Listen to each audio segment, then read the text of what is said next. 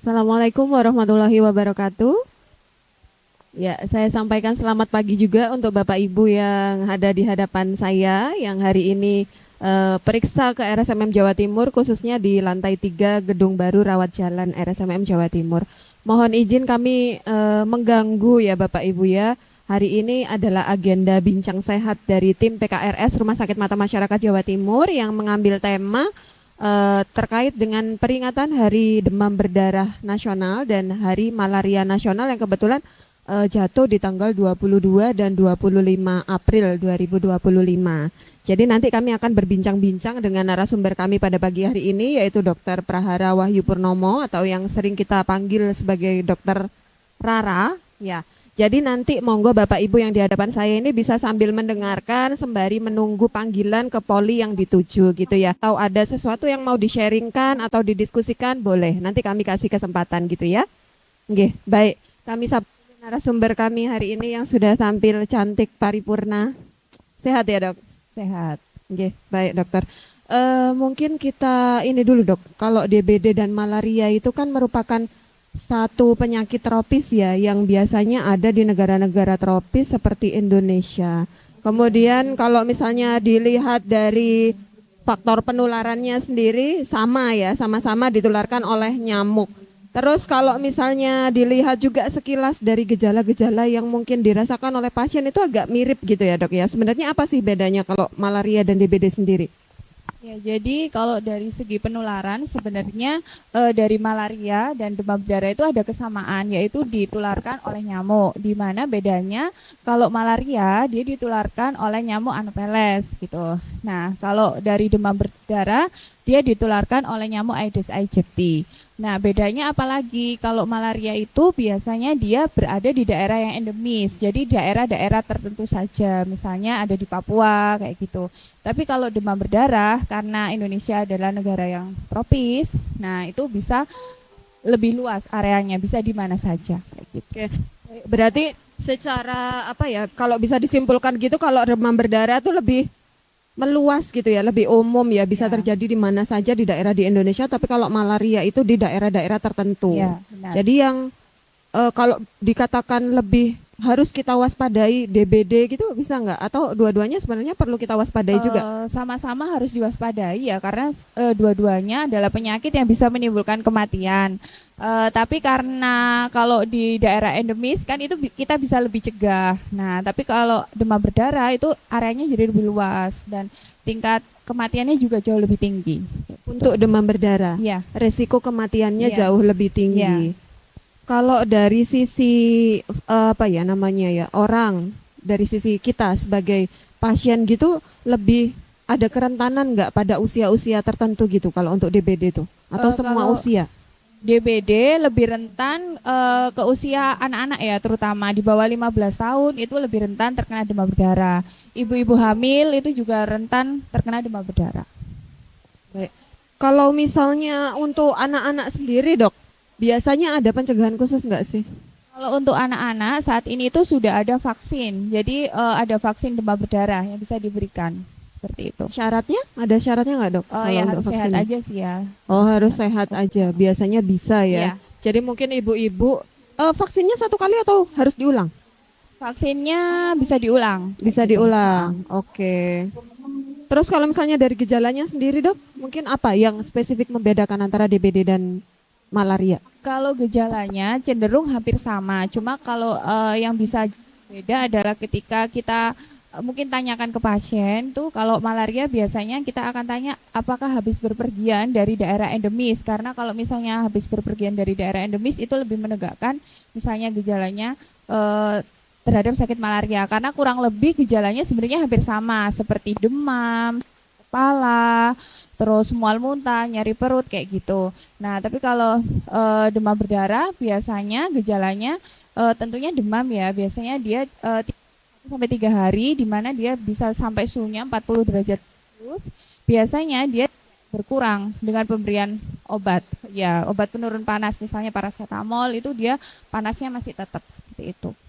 Tapi kalau dibanding-bandingkan gitu juga mirip-mirip juga ya gejalanya sama Iya, tipes ya? iya hampir sama. Ya Sama makanya ya? kadang kan agak rancu ya Heeh. dengan itu. Berarti untuk menegakkan diagnosisnya sendiri melalui pemeriksaan apa, Dok? Penegakan diagnosisnya tentunya dari pemeriksaan lab ya. Nanti ada pemeriksaan lab. Jadi kalau demam berdarah kita lihat dari kadar trombositnya. Nah, itu trombositnya apa ada penurunan atau enggak seperti itu. Kalau dari tipes kan kita lihat dari widalnya kalau saat ini. Kalau tipes berarti cek labnya Widal test. Dan itu biasanya panasnya kan lebih dari demam berdarah kan khasnya ada Heeh. kalau anak-anak itu ada panas yang kayak pelana kuda gitu ya. Coba bisa saya jelaskan.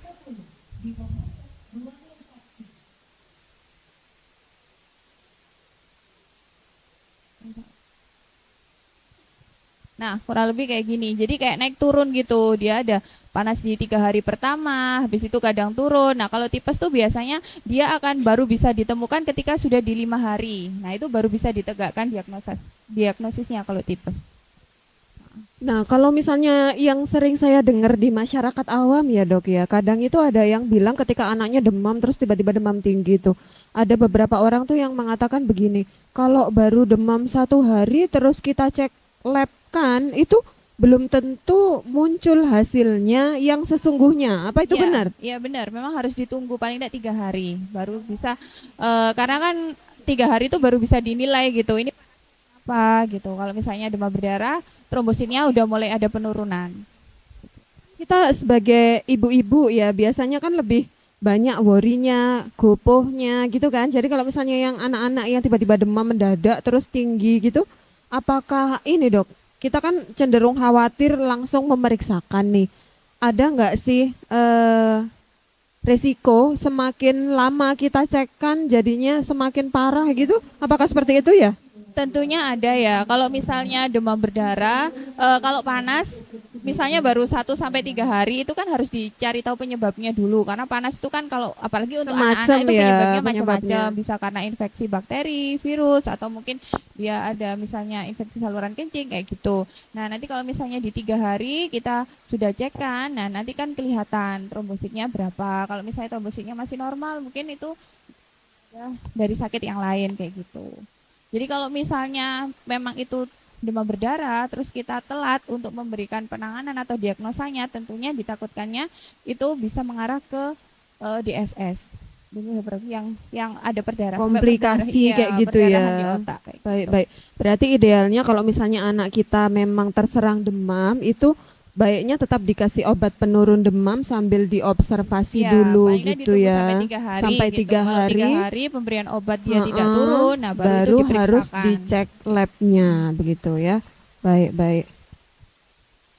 Terus kalau dari sisi penularannya sendiri, Dok, kalau misalnya penularannya itu nyamuk, berarti kan tidak berarti yang menularkan itu dari orang ke orang ya sebenarnya Ya, ya. ya Jadi penularannya proses penularannya tuh kayak gimana, Dok, sebenarnya? Penularannya semuanya hampir sama ya, semuanya lewat gigitan nyamuk itu tadi. Jadi kalau malaria lewat gigitan nyamuk dari Anopheles itu tadi, lalu dia nanti menyerang ke hati, lah dia akan menyerang dari sel darah merah. Jadi dua-duanya sama, penularannya lewat nyamuk bukan dari orang per orang. Ah, Ya, jadi dari gigitan gigitan nyamuk. nyamuk. Terus untuk pencegahannya sendiri yang masih efektif sampai saat ini?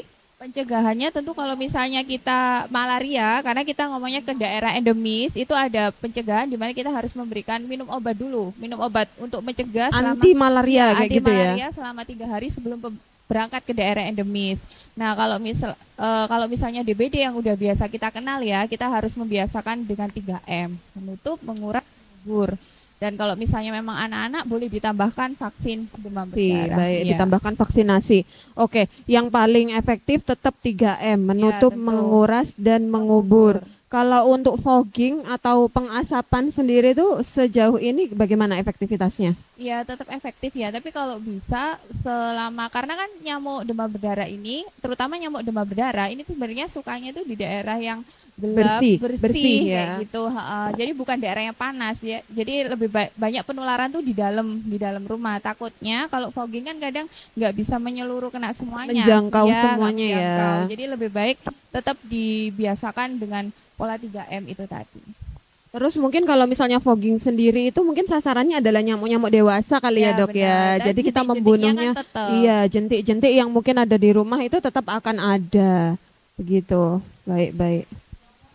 Terus ada nih dok, apa namanya pengalaman ya, pengalaman dari salah satu keluarga itu yang ketika kecil tuh dia kena demam berdarah dan beberapa tahun lagi itu dia kena lagi. Jadi tidak menyingkirkan apa namanya kemungkinan seseorang yang sudah pernah terkena demam berdarah itu tidak akan terkena demam berdarah lagi berarti Ya, ya. karena itu merupakan salah satu faktor resikonya ya. Orang yang pernah kena demam berdarah kemungkinan bisa kena lagi, tergantung dari sistem imunitasnya juga. Kenapa ibu hamil itu lebih rentan? Karena pada saat hamil sistem imunitasnya juga cenderung lebih rendah, seperti itu.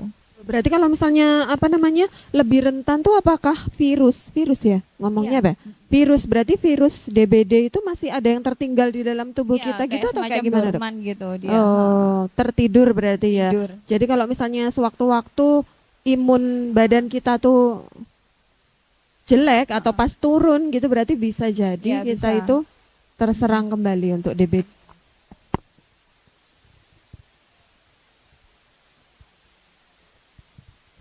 Baik, terus habis itu kalau dalam 1 tahun dok, waktu-waktu kapan yang harus lebih kita waspadai untuk mungkin penyakit DBD ini bisa menyerang? Tentunya kalau pas waktu mau hujan ya kayak gini ini kan ya, cuacanya cenderung lembab gitu, musim hujan tuh harus diwaspadai. Terutama kalau kan kadang kalau hujan ada genangan-genangan, kadang lupa ada tempat-tempat yang Di luar dibuka, rumah ya yang nah tidak itu terjangkau. harus lebih diwaspadai kayak gitu. Berarti ketika musim hujan resikonya lebih Lebih tinggi. tinggi. Kalau misalnya pas peralihan, misalnya pas dari musim hujan ke musim panas gitu, Ya, tentu itu juga tetap kan hawanya ada juga. ya karena di Indonesia memang tropis ke subtropis kan, Mbak. Jadi penularannya otomatis angka kejadian demam berdarah agak cenderung lebih tinggi kalau di Indonesia. Atau mungkin juga ada kaitannya sama sistem imun tadi ya dok ya. Ya. Kalau pas peralihan gitu kan kondisi gampang badan flu, ya gampang lebih sakit. gampang drop, lebih gampang sakit. Jadi mungkin untuk nggak cuma DBD ya, mungkin ya semua penyakit Semuanya, jadi lebih ya. rentan untuk menyerang Ya. ya.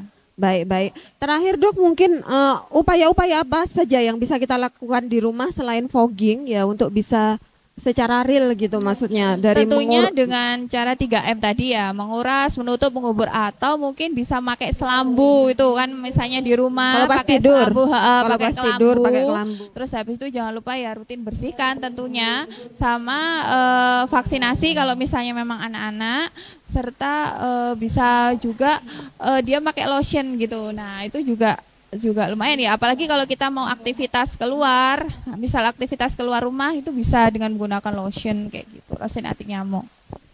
Ya, siap. Jadi perlu kami ingatkan kembali ya Bapak Ibu ya, terutama sekarang kan musim hujan masih terus ada ya, kita belum memasuki musim kemarau walaupun ini sudah masuk di April. Jadi mungkin yang bisa kita lakukan itu tadi ya, menutup, menguras, mengubur.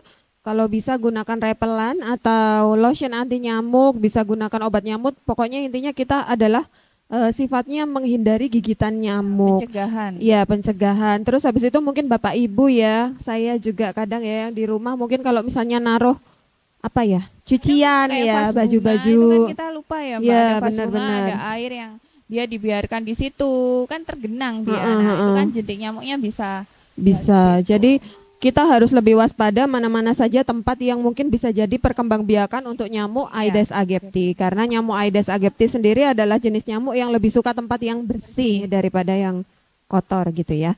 Baik, mungkin ada di depan saya yang mau bertanya Bapak Ibu. Iya, Ibu.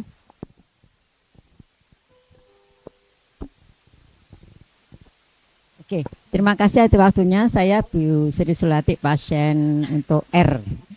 Yang ingin saya tanya dokter dan juga Mbak MC, tadi disebutkan bahwa ada vaksin untuk DB. Mohon maaf mungkin saya yang kurang paham, baru dengar. Kalau memang ada, di manakah kita bisa mendapatkan? Apakah di puskesmas sudah ada? Apabila tidak ada, di dokter bagian mana? Gitu loh. Mohon untuk biaya kira-kira berapa ya untuk vaksin? Matur nuwun.